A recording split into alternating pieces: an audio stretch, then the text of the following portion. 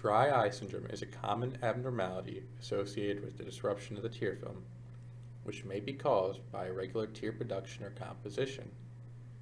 It is estimated that 10% to 15% of Americans over the age of 65 have one or more symptoms of dry eye syndrome.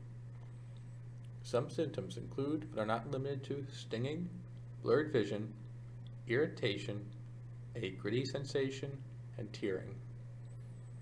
This condition makes tasks that we take for granted very difficult, such as reading and driving. Our research hopes to address this problem at the cellular level by determining how the flow of water and salts into and out of these epithelial cells contributes to the thinning of the tear film. In an effort to further understand dry eye syndrome, we condense our problem down into simple models, which simulate the evaporating tear film and conserve both salts and water. For our model, it is sufficient to think of evaporation as a constant flow of water out of the tear film, which disturbs the initially ideal system. The forces which help guide this disturbed system to equilibrium, or counteract evaporation, are osmosis and diffusion.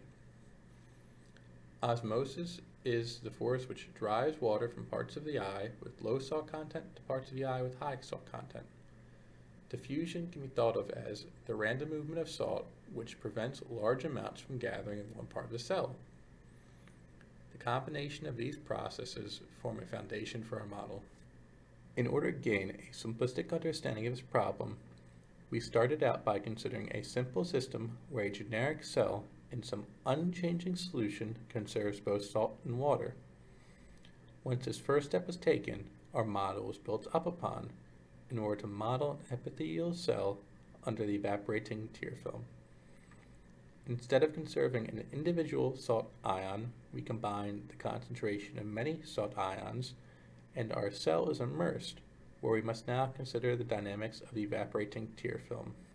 In this early stage, we produce results similar to those seen in other models.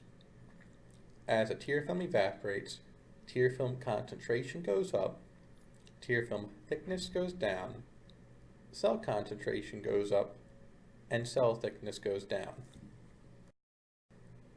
At this point, we are working to extend our model deeper into the eye by including an entire stack of epithelial cells.